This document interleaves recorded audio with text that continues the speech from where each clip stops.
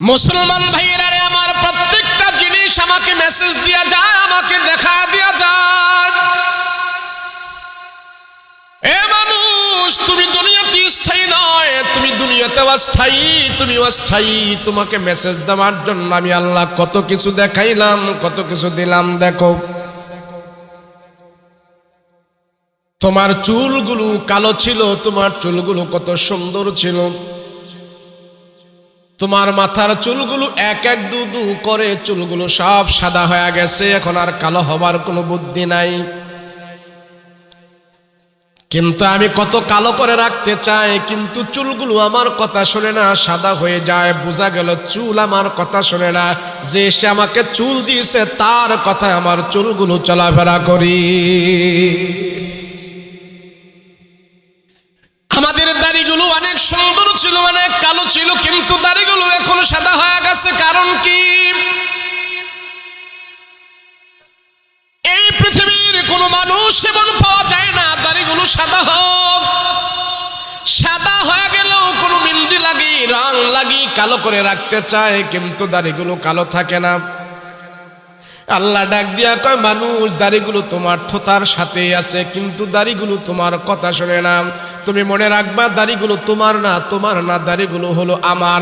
আমার কথা মতো দাড়িগুলো চলে, তোমার কথা মতো চলে না। দুনিয়ার কোনো মানুষের কথা মতো যদি দাড়িগুলো চলতো, একজনও সাদা দাড়িওয়ালা মানুষ পাওয়া যাইতো না, সবাই দাড়িগুলো কালো করে রাখতো। আল্লাহ পাক ডাক দিয়া বলে, মানুষ,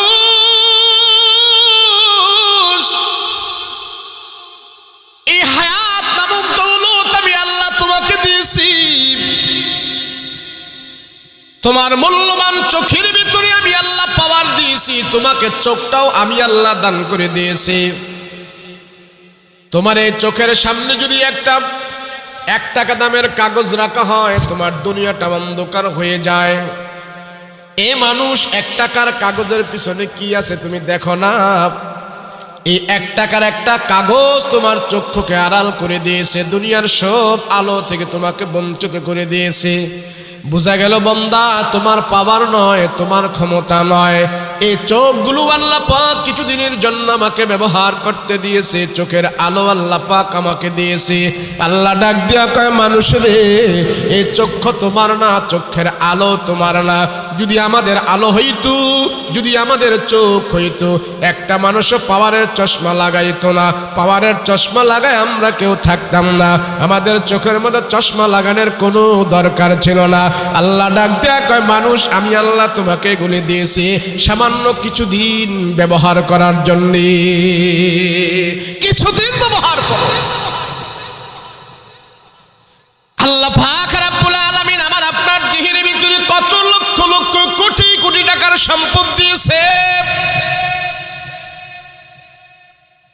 যদি একজন না গরিব রিকশাওয়ালা, ড্রাইভার, ব্র্যান্ড শ্রমিক, মজুরকে যদি বলা হয় তোমার তো টাকার অভাব, বলে হ্যাঁ, এ রিকশাওয়ালা ভাই, তোমার হাতটা আমাকে কেটে দেয়া দাও, আমি 50,000 টাকা দিব, বা 1 লাখ টাকা দিব, অথবা 2 লাখ টাকা দিব, তোমার হাতটা কেটে দাও। বলেন কোন রিকশাওয়ালা রাজি হবে কিনা তার হাতটা 2 লাখ টাকায় বিক্রি করবে? 2 লাখ টাকা দিলেও আমার হাতটা আমি কাউকে দিব না। যদি বলা হয়, হুজুর আপনাকে 3 লক্ষ টাকা দেওয়া হবে, আপনার একটা চোখ দিয়ে দেন, আমি এত খারাপ না, আমি এত অভাবী না, 3 লক্ষ টাকার বিনিময়ে আমার একটা চক্ষু কারো কাছে আমি বিক্রি করব না। 2 লক্ষ টাকার বিনিময়ে আমার একটা পা আমি বিক্রি করব না। আল্লাহ বান্দা, আল্লাহ পাক ডাক দিয়া বলে, বান্দা, তোমার দেহের ভিতরে, তোমার শরীরের মধ্যে আমি আল্লাহ লক্ষ লক্ষ টাকার, কোটি কোটি টাকার মাল সম্পদ আমি আল্লাহ দিয়েছি, আমি আল্লাহ দিয়ে রাখছি। এ মানুষ, তুমি আমার আল্লাহকে চিনো, আমার আল্লাহকে চিনো। আমি আল্লাহ কে, তোমরা আমাকে চিনো। আমি কে, আমার কি ক্ষমতা, আমার কি পাওয়ার। এ মানুষ, আমার আল্লাহর এত ক্ষমতা, এত পাওয়ার, তোমরা আমাকে চিনো, তোমরা আমাকে চিনো। আমরা ক্ষমতা চিনি, আমরা টাকা চিনি, আমরা গরম চিনি, আমরা নরম চিনি, আমরা নারী চিনি, আমরা বাড়ি চিনি, কিন্তু আল্লাহ বলে আমাকে না চিনা দুনিয়াতেও তোমার ক্ষতি হবে, আমাকে না চিনলে তোমার আখিরাতেও লস হবে। আমার আল্লাহকে তোমরা চিনো। যারা আল্লাহকে চিনি ফেলেছি দুনিয়াতেও তারা কামিয়াব, তারা আখিরাতেও কামিয়াব হয়ে যাবে। আল্লাহকে চিনো। সাহাবায়ে কেরাম জিজ্ঞেস করলেন, ইয়া রাসূলুল্লাহ, ইয়া হাবিবাল্লাহ, ও রহমতের নবী, আল্লাহকে আমরা কিভাবে চিনবো? সহজে আল্লাহকে আমরা কেমনে চিনবো? আল্লাহকে মানি বিনা দলিলে আল্লাহ এক, বিনা দলিলে মানি আল্লাহ এক। তবে রাসূলগো আল্লাহকে দেখে দেখে চিনার কোনো সুযোগ আছে কিনা? কোনো কিছু দেখে দেখে আল্লাহকে চিনার সুযোগ আছে কিনা? নবী বলেন, আল্লাহর সৃষ্টির দিকে যখন তুমি গবেষণা করে করে তাকায়া থাকবা, দেখবা আল্লাহ পাক তোমার সামনে হাজির হয়ে যাবে। এক কবি সুন্দর করে আল্লাহর কুদরত নিয়ে কবিতা বলেছে, ওই কবিতার ভিতরে আল্লাহর কুদরত ধরে তুলছে। কয় আচ্ছা মানুষ বলো দেখি, রাত্র কেন কালো, চাঁদ সূরজ কোথা হতে পেল এত আলো, পশু পাখি কয় না কথা, মানুষ কেন কয়? বলো বলো বলো মানুষ এসব কেমন করে হয়? ফুলগুলি সব নানা রঙে কেমন করে হয়? পাতাগুলো সবুজ বটে ফুলের মতো নয়, ঠিক না? দুধ কেন হয় সাদা, মরিচ কেন ঝাল, আমগুলি পাকলে আবার কেমনে তা হয় লাল। আমরা মানুষ বাস করি ভাই এই দুনিয়ার রঙে, হাতের রেখা আর চেহারা মিলে না কারো সঙ্গে, আর মিলে না কথার ধরন আঙ্গুলের টিপ। আল্লাহ আছে একজন, এবার প্রমাণ হলো ঠিক। কথা বলেন ঠিক কিনা? কথা বলেন ঠিক কিনা? হ্যাঁ, আরে আল্লাহ কত কিছু তোমাকে আমাকে দেহে শরীরে এত কিছু দিয়েছে, আর পরে তুমি আল্লাহকে চেনো না? সব চেনো, তুমি আল্লাহকে চেনো না কেন? কারণটা কি? যে মানুষটা আল্লাহকে চেনে না, নামাজ রোজা করে না, বলেন তো সমাজের ভিতরে সে কে বেশি ভালো কাজ করে কিনা? কথা কয় না, বেশি ভালো কাজ করে? নামাজ নাই, রোজা নাই, হারামে আছে, জুয়ায় আছে, মদে আছে, তাস খেলায় আছে। কথা কোন ঠিক কিনা? যে নামাজ পড়তেছে, আল্লাহকে শ্রদ্ধা করতেছে, রোজায় আছে, ইমানে আছে, আমলে আছে, তেলাওয়াতে আছে, ওর তো হারাম কাজ করার কোনো সুযোগ নাই, কোনো সুযোগই নাই।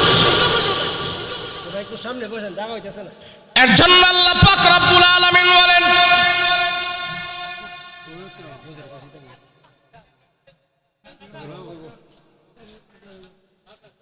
জি জি চাপা চাপা বসি, শীতের দিন ওই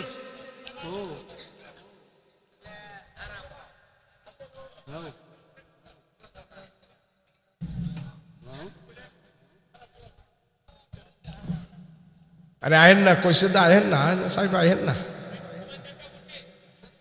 ও আজ মাঝখানে কথার মধ্যে আর কেউ বাধা দিয়েন না, জায়গা না হইলে খাড়ায় থাকবেন, বাধা দিয়েন না কথার মধ্যে। হ্যাঁ বলেন, আমার সময় কম, আমার পরে আপনাদের প্রধান মেহমান উপস্থিত আছে, হুজুরও চলে আইব, তো সময় কম না।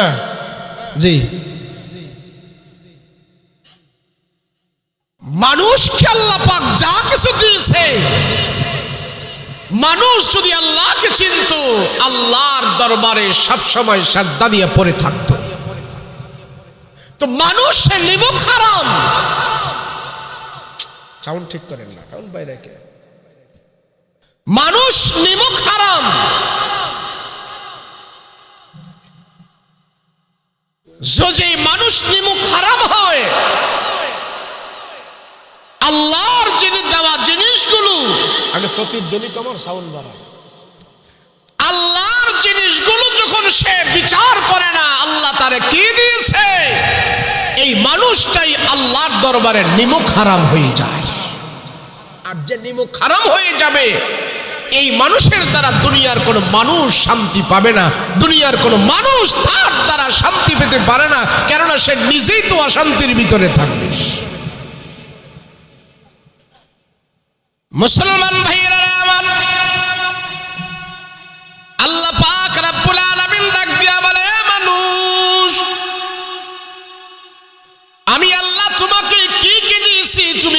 শেষ করতে পারবে না। তোমাকে আমি আল্লাহ বহুত কিছু দিয়েছি, তোমাকে আমি আল্লাহ অনেক কিছু দিয়েছি, তুমি গণে শেষ করতে পারবে না।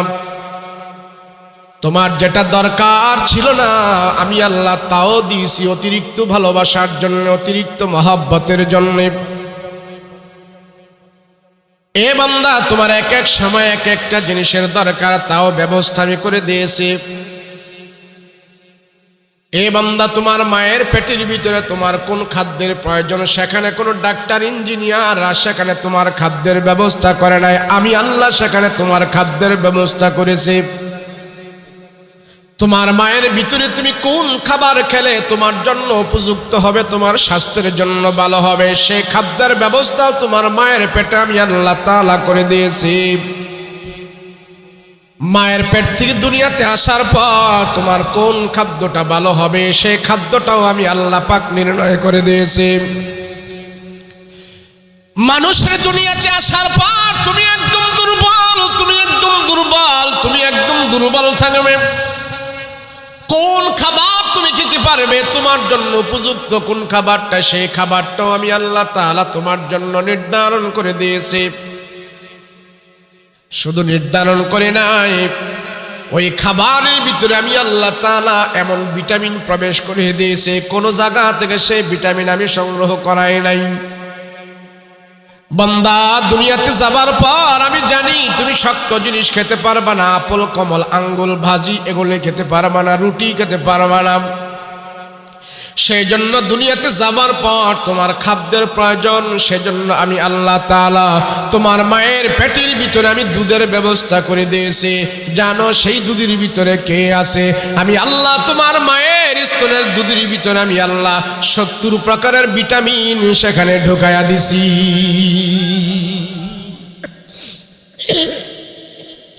আমি আল্লাহ তোমার জন্য কত উপযোগী খাবার, এ মানুষ, আমি আল্লাহ তোমার কত ভালোবাসি, কত মহব্বত করি, কত দয়া করি। দুনিয়াতে যাবার পর কোন খাদ্য তোমার জন্য উপযুক্ত হবে, কোন খাদ্য তোমার জন্য ভালো হবে, কোন খাদ্য খেলে তোমার স্বাস্থ্য ভালো হবে, ওই খাদ্যটা পৃথিবীর কোনো মানুষ নির্ণয় করে নাই, কোনো ডাক্তার কবিরাজ নির্ণয় করে নাই। আমি আল্লাহ তোমার জন্য সেই খাদ্যের ব্যবস্থা করেছি। নুজদিকুম মিম্মা ফি বুতুনিহি মিন বাইনি ফারসিন ওয়া দামিন লাবানান খালিসান সাইগাল লিশারিবিন। তোমার জন্য এমন খাবার আমি ব্যবস্থা করেছি, এটা একবারে গরম না, আবার ঠান্ডাও না, শক্ত না। তুমি বেশি ঠান্ডা খাইলে তোমার পেটের ভিতরে গেলে বুড়বুড়াইব, আবার গরম খাইলে তোমার ঠোঁট পোড়া যাইব। সেই জন্য আমি আল্লাহ তাআলা সামান্য গরম এবং সামান্য ঠান্ডা এমন একটা সুন্দর দুধের ব্যবস্থা করেছে তোমার জন্য খাওয়ার উপযুক্ত। হে বান্দা, তোমার মায়ের স্তনের ভিতরে আমি আল্লাহ তাআলা দিয়েছি, তুমি একটু কান্না করলেই তোমার মা বুঝে তোমার খাদ্যের প্রয়োজন, সাথে সাথে তোমার মুখের কাছে আমি আল্লাহ তাআলার রহমতের দুধের ভান্ডার সেখানে চলে যায়। সুবহানাল্লাহ। আল্লাহ ডাক দিয়া বলে, বান্দা তুমি আমারে চিনো আমি কে? আমি আল্লাহ তোমারে যত ভালোবাসি, যত মায়া করি, যত মহব্বত করি, দুনিয়ার কেউ তোমার এত মহব্বত করে না, তোমাকে করবেও না। এ বান্দা, তুমি আমাকে চেনো, তুমি আমাকে চেনো, তুমি আমাকে চেনো। বান্দারে, তোমার কোন সময় কোনটা উপযুক্ত সেটা দেওয়ার জন্য আমি আল্লাহ দুনিয়াতে আসার আগে আমি নির্ণয় করে রেখে দিয়েছি। এ বান্দা, দুনিয়াতে আসার আগে আমি তোমার উপযুক্ত খাবার আমি নির্ণয় করে দিয়েছি। দুনিয়াতে আসার আগে তোমার উপযুক্ত বিছানা ব্যবস্থা আমি করে দিয়েছি। কোথায় ঘুমালে তোমার জন্য আরাম হবে সেই ব্যবস্থা আমি আল্লাহ করে দিয়েছি। এ বান্দা শোনো, দুনিয়াতে যাওয়ার পর কিছুদিনের জন্য তোমার শরীর রক্ত থাকবে, তোমার শরীর গরম থাকবে। অল্প একটা হায়াতের জিন্দেগি আমি তোমাকে দিয়েছি। এই অল্প হায়াতের জিন্দেগি পেয়ে তুমি আমাকে ভুলে যেও না। আমাকে ভুললে তোমার দুনিয়াতেও লস হবে, আখিরাতেও তোমার লস হয়ে যাবে। আমাকে ভুলিস না। আল্লাহ ডাক দিয়া বলে, বান্দা তোমার থেকে আমি টাকা চাই না, পয়সা চাই না, জমি চাই না, বাড়ি চাই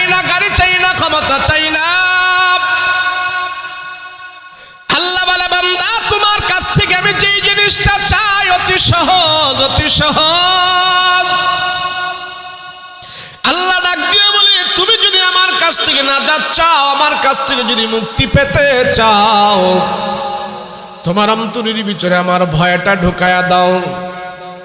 তুমি যেদিকে যাইবে সেদিকেই গুনাহ থাকবে, হারাম থাকবে, যেদিকে যাইবে সেদিকেই অপরাধ থাকবে। ওই অপরাধের মধ্যে পরে যখন নাকি তুমি আমাকে স্মরণ কইরা ওই অপরাধটাকে তুমি যখন নাকি ক্যান্সেল করে বিরত থাকবে, গুনাহ করার সুযোগ আসছে তুমি গুনাহ থেকে বিরত রাখছো, জিনা করার সুযোগ আসছে তুমি জিনা থেকে বিরত থাকছো, সুদ খাবার সুযোগ আসছে সুদ থেকে তুমি বিরত রয়েছো। তুমি মনে মনে চিন্তা করেছো আমি সুদ খাবো না, আমি জিনা করব না, আমার আল্লাহ আমাকে দেখতেছি, আমার আল্লাহ আমাকে দেখতেছি, আমার মালিককে খুশি করার জন্য, আমার আল্লাহকে খুশি করার জন্য আমি জিনা থেকে বিরত রইলাম, পাপ থেকে আমি বিরত রইলাম। আল্লাহ ডাক দিয়া বলে, তোমার অন্তরটা মোমের মতো আস্তে আস্তে করে নরম হয়ে যাবে। গুনাহ থেকে যত পরহেজ করে করে বেছে বেছে তুমি চলবে, তোমার অন্তরটা একদম নরম হয়ে যাবে। ওই নরম অন্তর দিয়ে আমার আল্লাহকে যখন ডাক দিবা, দুনিয়ার সব থেকে বেশি মজা তোমার অন্তরে তুমি পাইবা, সবচেয়ে বেশি মজা পাইবা। আল্লাহ বলে, বান্দা আমি ওই বান্দাকে সবচেয়ে বেশি ভালোবাসি, তারে আমি সবচেয়ে বেশি মহব্বত করি। যেই বান্দা দুই চোখের পানি ফেলে, দুইটা হাত আল্লাহর দরবারে উঠায়, 2 রাকাত নামাজ পড়ে, আল্লাহ কয়, বান্দা তোমার কাছ থেকে আমি যেই জিনিসগুলো সবচেয়ে বেশি ভালোবাসি সেটা হলো 2 চোখের পানি, 2 হাতের দোয়া, 2 রাকাত নামাজ। বুঝে থাকলে বলেন আল্লাহ পাক কয়টা জিনিস ভালোবাসে? জোরে বলেন কয়টা? 2 চোখের পানি, 2 হাতের দোয়া, 2 রাকাত নামাজ। এই 2 হাতের দোয়া এবং 2 চোখের পানি, 2 রাকাত নামাজ যার জীবনের সঙ্গে হয়ে যাবে, অভ্যাস হয়ে যাবে, নিয়ম হয়ে যাবে, এই মানুষটাকে কোনো দিন খারাপের দিকে নেওয়া যাবে না। ঘুষ সামনে আসলেও সে গ্রহণ করবে না। রাতের বেলা তাহাজ্জুদের নামাজ পড়ে পড়ে যখন নাকি সে দোয়া করে আল্লাহর দরবারে কান্না করবে, আল্লাহ ডাক দিয়া বলবে, ও বান্দা তুমি আমার কাছে কান্না করেছো, তোমার চোখের পানি ফেলে ফেলে যখন তুমি কান্না করেছো, তুমি জানো তোমাকে আমি আল্লাহ কত ভালোবেসেছি। তুমি আমার ভয়ে, জাহান্নামের ভয়ে যখন তোমার চোখ থেকে পানিগুলো গড়গড় করে পড়েছে, ওই পানি নাকের আগে আসার আগে আগে আমি আল্লাহ তোমার নাম জাহান্নাম থেকে কেটে দিয়েছি। আল্লাহ পাক রব্বুল আলামিন বলে, মুমিন রাতের বেলা সব মানুষ ঘুমায় রইল, বান্দা তোমার বিবি ঘুমানো আছে, তোমার মেয়ে ঘুমানো আছে, তোমার ছেলে ঘুমানো আছে, তোমার পাড়া প্রতিবেশী সবাই ঘুমিয়ে আছে।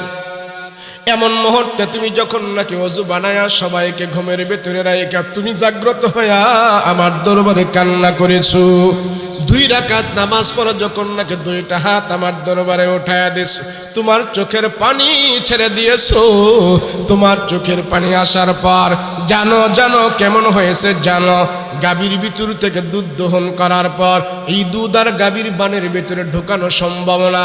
এ বান্দা শোনো, তুমি যখন নাকি আমার ভয়ে চোখের পানি ছেড়ে দিয়া কান্না শুরু করে দিয়েছো, চোখের পানি পড়ার কারণে আমি আল্লাহ তাআলা তোমাকে জাহান্নামের ভিতরে ঢুকানো অসম্ভব হয়ে গেছে। আল্লাহু আকবার। বাপার আগে দিল জমানে নজরে বমাহিরুয়ে, বাপার আগে দিল জমানে নজরে বমাহিরুয়ে। আল্লাহর দরবারে সাজদা দিয়া যারা মজা পাইছে, আল্লাহর দরবারে তাহাজ্জুদ পড়ে যারা মজা পাইছে, আল্লাহর দরবারে কান্না করে যারা মজা পাইছে, দুনিয়ার অন্য কোনো স্বাদ তাদের অন্তরে ঢুকে না, অন্য কোনো জিনিসের দ্বারা তাদের অন্তরটাকে এমনভাবে তারা আনন্দ করতে পারে না। সেই জন্য দুনিয়ার বুকে আল্লাহর দরবারে ওই মানুষগুলো সবচেয়ে বেশি প্রিয়। আল্লাহ ডাক দিয়া কয়, ফালিয়াদহাকু কানিলাও ওয়ালিয়াবকু কাসীরা। তোমাদের ভিতরে কিছু কিছু মানুষ আছে, এরা দেখবা কম কম হাসে, কম কম হাসে, কিন্তু রাতের গভীর যখন হয়ে যায় আমার আল্লাহর দরবারে তারা কান্নায় ভেঙে পড়ে। আমার সাহাবীদের রাসূল বলেন, আমার সাহাবীদের ভিতরে এমন কিছু কিছু সাহাবী ছিল, রাতের বেলা তারা বকরির বাচ্চার মতো তারা ফেল ফেল করে কান্না করত। সম্পদের অভাব ছিল না, বাড়ি ঘরের অভাব ছিল না, সম্মানের অভাব ছিল না, কিন্তু রাতের বেলা যখন নাকি তাহাজ্জুদের নামাজে দাঁড়ায় কান্না করত, দুনিয়ার বুকে সে সবচেয়ে বেশি অসহায় তাকে মনে করত, এমন ভাবে সে কান্নায় ভেঙে পড়ত। ওসমান গনি রাদিয়াল্লাহু আনহু এমন বড় ধনী ছিলেন, এমন বড় ধনী, যদি ওসমান ইচ্ছে করত স্বর্ণের চেয়ারের মধ্যে বসে বসে ওসমান জিন্দেগিটা কাটাই দিতে পারত। যদি ওসমান মনে করত স্বর্ণের চেয়ারের মধ্যে বসে বসে আরাম করতে পারত, স্বর্ণের চেয়ারের মধ্যে শুয়ে থাকতে পারত, ওসমান যদি মনে করত আমি সম্মানের সহিত দুনিয়াতে আরামে চলবো, তাও পারত। স্বর্ণের চেয়ারের মধ্যে বসে স্বর্ণের প্লেটের মধ্যে ওসমান খাবার খেতে পারত, কিন্তু স্বর্ণের চেয়ার গ্রহণ করে নাই, স্বর্ণের প্লেট গ্রহণ করে নাই। ওসমান গনি রাদিয়াল্লাহু আনহুর কাছে আখিরাত সবচেয়ে বড় ছিল, আখিরাত সবচেয়ে বড় ছিল। সেই জন্য ওসমান কবরের পাশে দাঁড়ায় দাঁড়ায় কান্না করত। রাস্তা দিয়া যখন হেঁটে যাইত কবরের পাশে ওসমান নীরবে দাঁড়ায়া থাকতো। সাহাবীরা কিছুক্ষণ পরে ওসমানের চেহারার দিকে তাকায় দেখতো, ওসমানের চোখ থেকে পানিগুলো ঘর ঘর করে পড়া আরম্ভ করেছে, দাড়িগুলো ভিজে যাইতো, বুকটা ভিজে যাইতো, ফোফায় ফোফায় ওসমান করে কান্না করতো। সাহাবীরা জিজ্ঞেস করতো, গো ওসমান, দুনিয়াতে তো আপনার কোনো দুঃখ নাই আমরা জানি, দুনিয়াতে তো আপনার কোনো সম্পদের অভাব নাই আমরা জানি, দুনিয়াতে তো আপনাকে অভাব স্পর্শ করে না আমরা জানি, কিসের কারণে আপনি কান্না করেন, কারণটা কি? কবরের পাশে আসলে আপনার কান্না থামানো যায় না, কারণটা কি গো ওসমান, একটু আমাদেরকে বলেন, কেন কান্না করেন? ওসমান গনি রাদিয়াল্লাহু আনহু বলে, ও সাহাবীরা, আরে কবরের পাশে আসলে আমার দিল আর মানে না, এই কবরের পাশে এসে আমি কান্নায় ভেঙে পড়ি। হায়রে, তোমরা আমার দিলের ব্যথা জানো না, ব্যথা বুঝো না। হাসরের ময়দানেও মানুষ পাওয়া যাবে,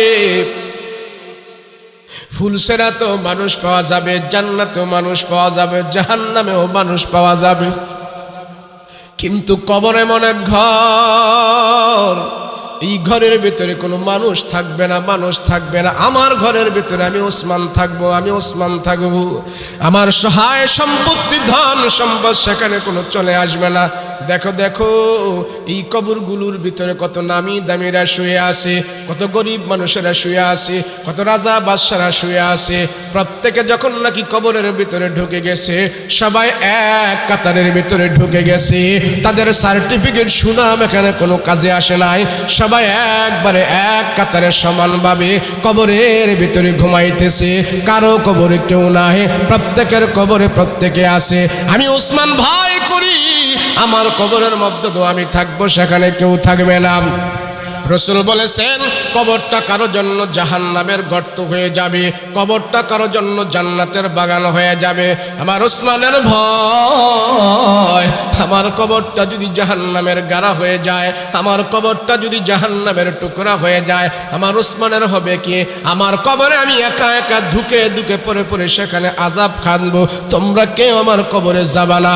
সেই চিন্তায় আমার ওসমানের চোখ থেকে পানি বের হয়ে যায়, সেই চিন্তায় পানি বের হয়ে যায়। আল্লাহর নবী রাহমাতুল লিল আলামিন বলে, মানুষ যার অন্তরটা একবারে কঠিন হয়ে যায়, সে কবরের খবর রাখে না।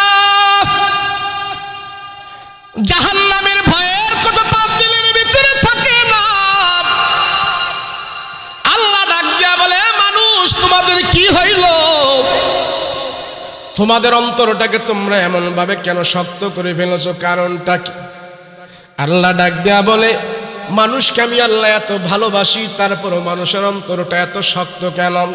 আল্লাহ নিজে মানুষের অন্তর সম্পর্কে ব্যাখ্যা করতেছেন, বর্ণনা করতেছেন। সুম্মা কাসাত কুলুবুকুম ফাহিয়া কাল হিজারাতি আও আশাদ্দু কাসওয়া فإن من الحجارة لما يتفجر منه الأنهار ও মানুষ, তোমরা কেন জানো না আমার আল্লাহর ভয়ে পাহাড় পর্যন্ত কাঁদে, আমার আল্লাহর ভয়ে পাথর পর্যন্ত কাঁদে, আমার আল্লাহর ভয়ে ওট পর্যন্ত কাঁদে, আমার আল্লাহর ভয়ে আসমান পর্যন্ত কাঁদে। কিন্তু মানুষ তোমরা আশরাফুল মাখলুকাত হয়ে কেন কাঁদো না? আমার ভয়ে তোমাদের অন্তরের ভিতরে কেন কান্না আসে না? কারণ কি? কারণ কি? তোমাদের অন্তরগুলো কি পাথরের চাইতে আরো বেশি শক্ত হয়ে গেল নাকি? তোমরা দেখো ওই পাথর পর্যন্ত আমার আল্লাহর ভয়ে তারা কাঁদতে থাকে, পাথর পর্যন্ত কাঁদে। অমানুষ, তোমাদের কি হইল? মুসলমান ভাইরা রে আমার, পাথরের চাইতে শক্ত আমরা আর কি জানি? আল্লাহর ভয়ে সেই পাথর পর্যন্ত কাঁদে, পাথর পর্যন্ত কাঁদে। পাথর কান্না করার কারণ কি? আল্লাহ কয় মানুষ পাথর কেন কাঁদে জানোনি? কেন কাঁদে? পাথর কেন কাঁদে জানোনি? কেন কাঁদে জানোনি? আল্লাহ কয় সুম্মা কাসাত কুলুবুকুম মিন বাদি যালিকা ফাহিয়া কাল হিজারাতি আও আশাদ্দু কাসওয়া ফাইন্না মিনাল হিজারাতি লামা ইয়াতাফাজ্জারু মিনহুল আনহার। এই পাথরকে আমি জাহান্নামের লাকড়ি বানাবো। মানুষ এবং জিনকি পুরাণের জন্য পাথর হবে সেখানে জাহান্নামের লাকড়ি। আল্লাহ ডাক দিয়া বলে, এ মানুষ, তোমাকে জাহান্নামের আগুনে পুরাণের জন্য আমি পাথরকে লাকড়ি হিসাবে ব্যবহার করব। সেই পাথর আমার আপনাকে পোড়াইবে। ওই জাহান্নামে যখন পাথরগুলো জ্বলতে থাকবে, ওই পাথর জাহান্নামের আগুনের বই আল্লাহর দরবারে কান্নাকাটি করে, আরে মালিক, আমাকে জাহান্নামের আগুনে তুমি পোড়ায়ও না। কিন্তু পাথরের কথা আল্লাহ শোনে নাই। আল্লাহ ডাক দিয়া বলে, আমার আশরাফুল মাখলুকাত যখন নাকি বেঈমান হয়ে যাবে, আমার আশরাফুল মাখলুকাত যখন নাকি মুমিনের কাতার থেকে তার নাম কেটে ফেলবে, আমার আল্লাহকে যখন তারা চিনবে না, তোমাকে আমি সেখানে পাথর, তোমাকে সেখানে লাকড়ি হিসাবে ব্যবহার করব। আল্লাহ পাক রব্বুল আলামিন জাহান্নামের আগুনটাকে এমন ভাবে প্রজ্বলিত করবে, সেখানে দুনিয়ার কেরোসিন দিয়ে আগুন জ্বালাবে না, পেট্রোল দিয়ে আগুন জ্বালাবে না, সেখানে লাকড়ি দিয়ে আগুন জ্বালাবে না। আল্লাহ কয় সেখানে পাথর দিয়ে আমি আগুন জ্বালাবো। এই পাথরটা হবে তোমাকে পোড়ানোর জন্য লাকড়ি। পাথর যখন পাথরের উপরে আদেশ দেওয়া হইল তোমাকে জাহান্নামের লাকড়ি বানানো হবে, সেদিন থেকে পাথর কান্না করে কিয়ামত পর্যন্ত পাথরগুলো কাঁদতে থাকবে। এই দুনিয়াতে 3 প্রকারের পাথর আছে। কয় প্রকারের পাথর? জোরে বলেন, কয় প্রকারের পাথর? এক প্রকারের পাথর হইল পাথরটা ফাইটা একদম পাথরের ভেতর থেকে সরাসরি পানি বের হয়। মুসা আলাইহিস সালাতু ওয়াস সালাম কে আল্লাহ ডাক দিয়া কয়, এ নবী মুসা গো, পাথরের মধ্যে তোমার হাতের লাঠি দ্বারা আঘাত করো। পয়গম্বর মুসা যখন নাকি পাথরের মধ্যে আঘাত করেছে, সাথে সাথে পাথরের ভেতর থেকে 12টা নহর জারি হয়ে গেছে, 12টা পানির ফোয়ারা বের হয়ে গেছে। পাথরের ভিতরে এত পানি।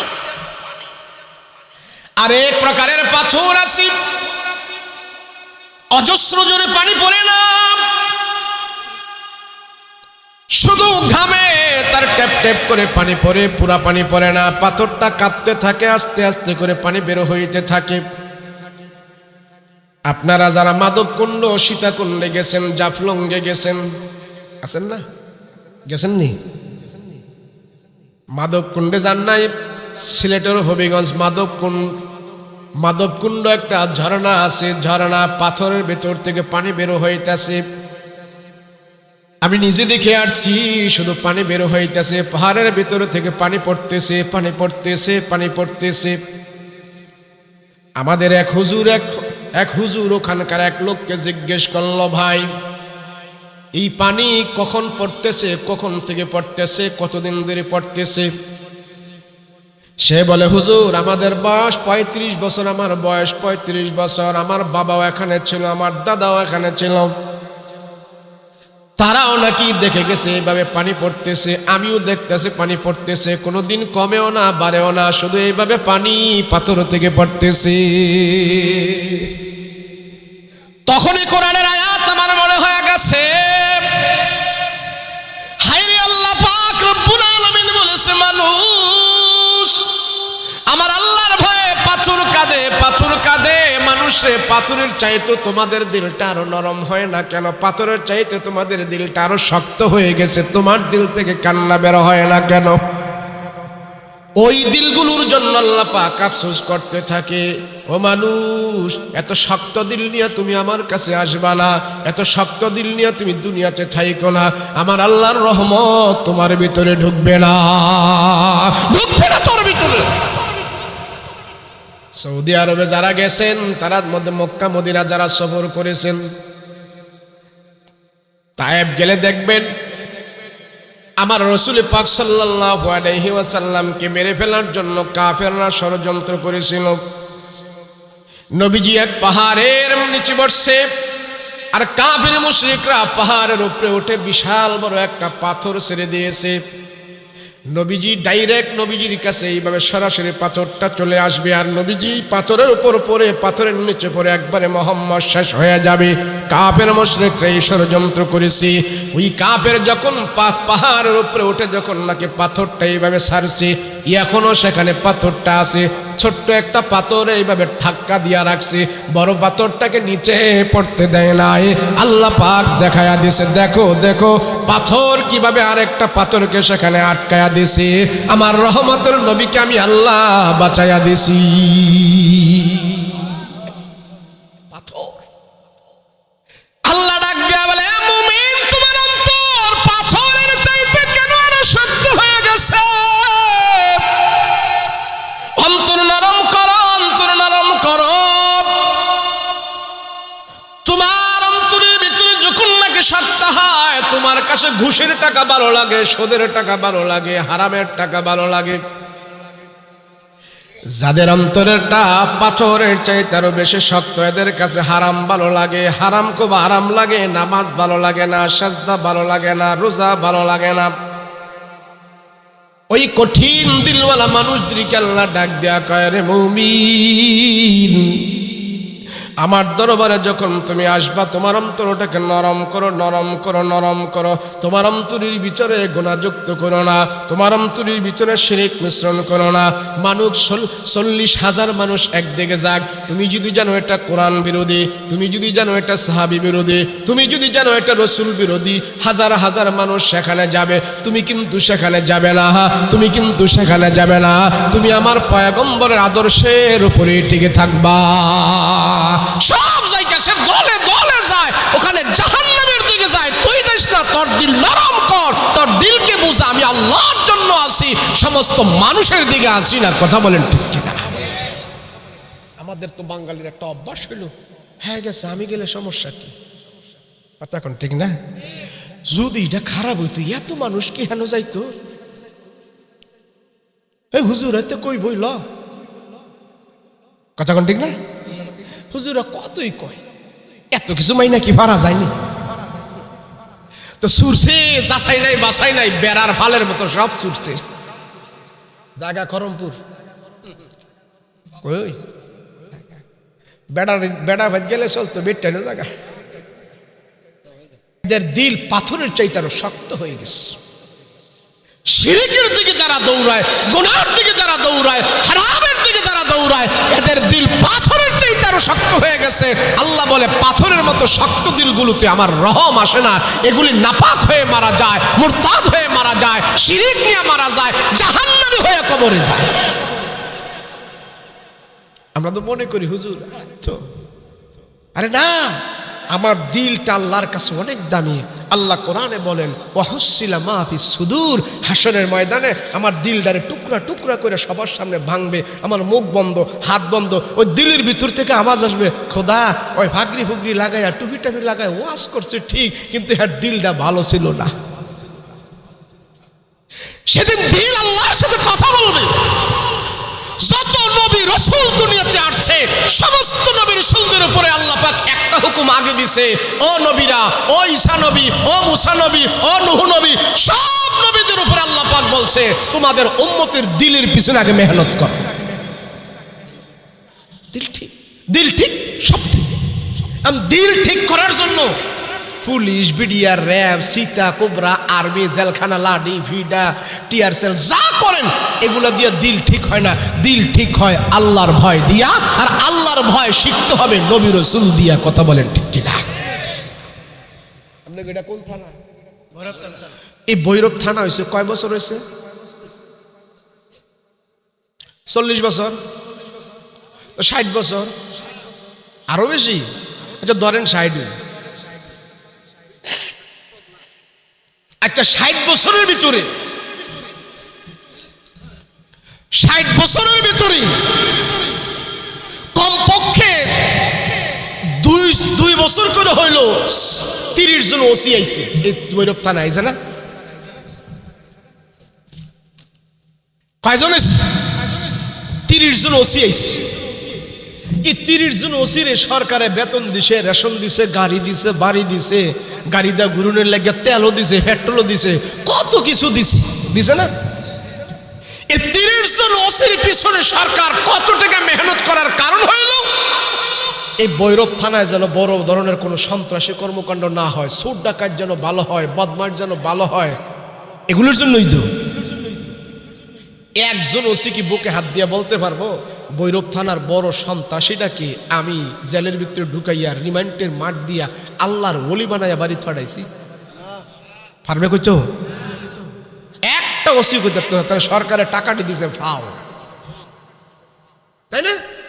কিন্তু আমার কাছে বহু প্রমাণ আছে বড় বড় সন্ত্রাস, ডাকাত, চোর, বাটপার, হক্কানি আলেম, হক্কানি পীর সাহেবের হাতে হাত রাইখা কান ধরে তওবা করছে। হ্যাঁ, এখন ডাকাতি করবে দূরের কথা, মানুষ মারবে দূরের কথা, এখন একটা পিঁপড়াও মারতে পারে না।